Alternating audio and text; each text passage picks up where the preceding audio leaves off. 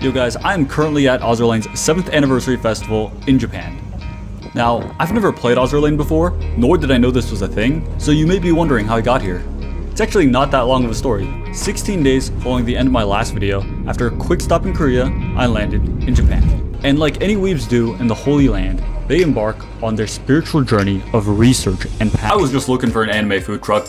Yeah, somehow I ended up on an amusement park island hosting a free gacha game festival looking for an anime food truck. Yo, I found a food truck, guys. So, here's how I got here.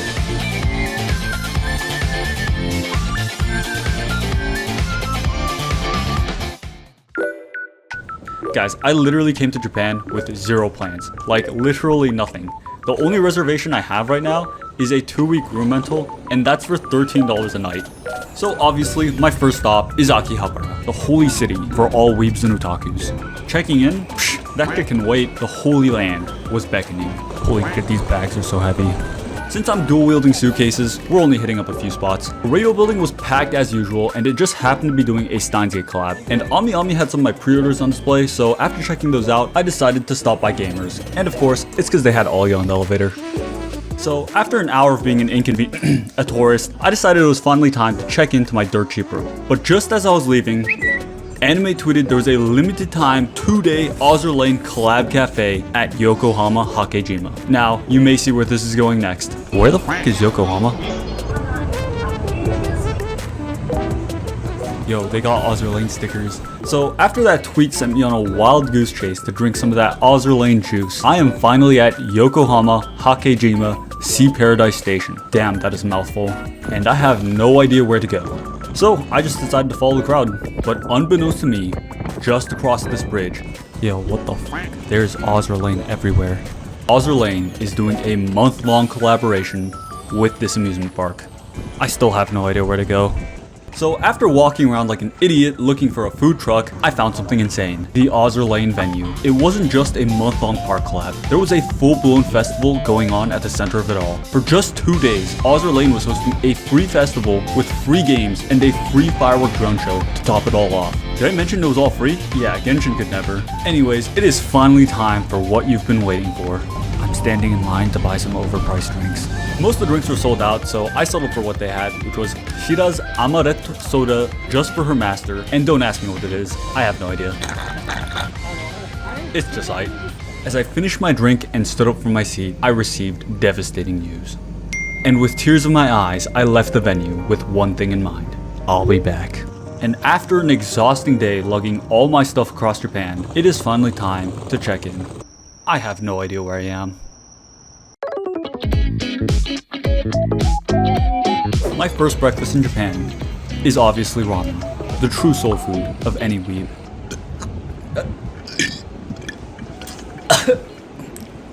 That was so good.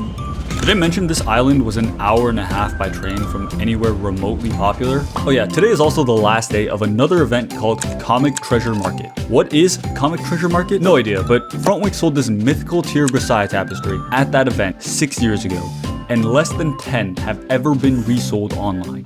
I have been searching for over 2 years now.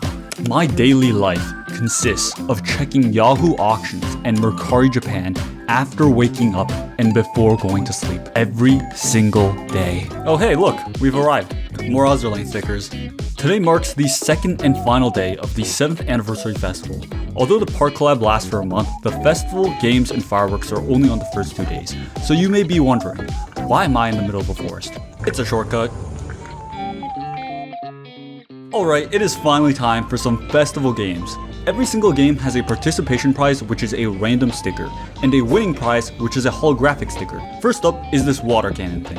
Basically, you shoot cute anime girls in the face with your bazooka, and if you hit one or more, you get a prize. By the way, this shit is way harder than it looks. The bazooka is super weak, and all the balloons are random sizes, so if you got massive balls, your bazooka wouldn't actually reach the anime girls.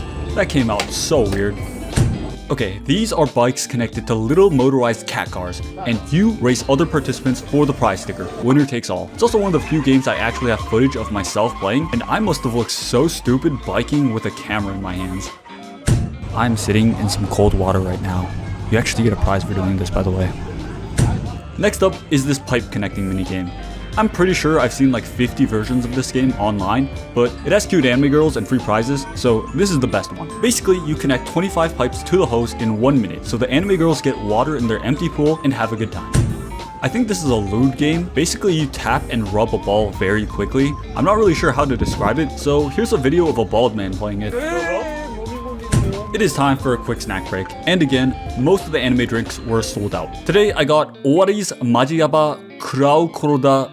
I don't know what that is. Her name literally translates to the end, and the second word is seriously bad. So it basically means the end, seriously bad, Karua Koroda. Probably why it's one of the few drinks left. But yeah, I think it tasted like coffee or something. That aside, it is 95 fucking degrees and the sun is blistering hot. So I left the fest for a park restaurant, and all the restaurants at the park have a exclusive Azur Lane food item during the collab. This is the Azur Lane mint pancake, and it's jiggly. It was actually so good. Kinda tasted like mint chocolate chip ice cream. Either way, IHOP should be taking notes. And we're back at the fest. Here's a detailed car and motorcycle, the livestream venue, and game 5. This is the second hardest minigame they had. You need to connect 3 of these enemies in a row to get 30 points. Get 750 in 1 minute and you win. Meaning, you had to clear 75 enemies in 60 seconds. Took 3 tries, but mini golf. Now, I like mini golf, but this was truly the hardest game they had.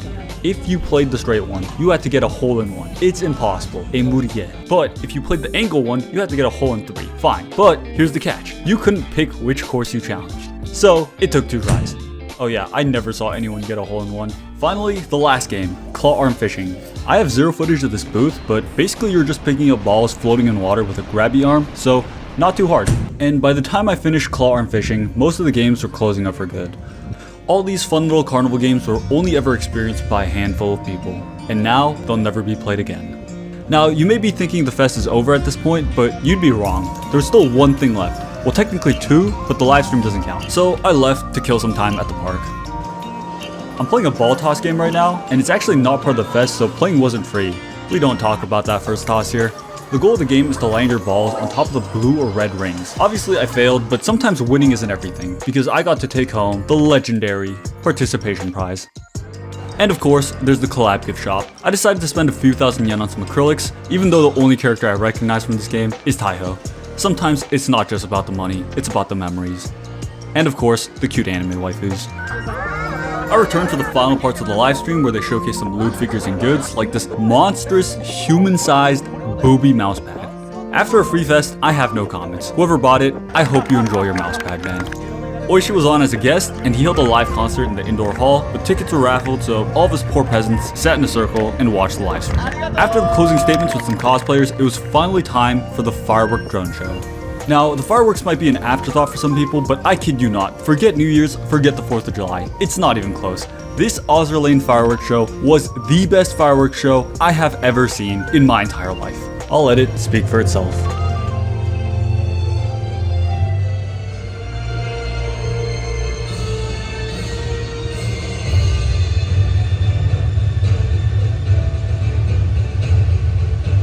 A pixel art drone show to hype up the start before transitioning into a full-on live show with Azur Lane music blasting to synchronized fireworks was absolutely insane. And these weren't even small fireworks either, they were gigantic, and they were shooting these off by the dozen for half an hour straight. Midway through, I was actually kind of curious how or even why they would do all this for free, because I know Arknights and Blue Archive both have pretty crazy in-person events too, but those have a pretty hefty entry fee, and the cost of the drones and fireworks on top of the staff, venue, and prizes. I'm no expert, but that's a pretty big dip into the red to celebrate the fans.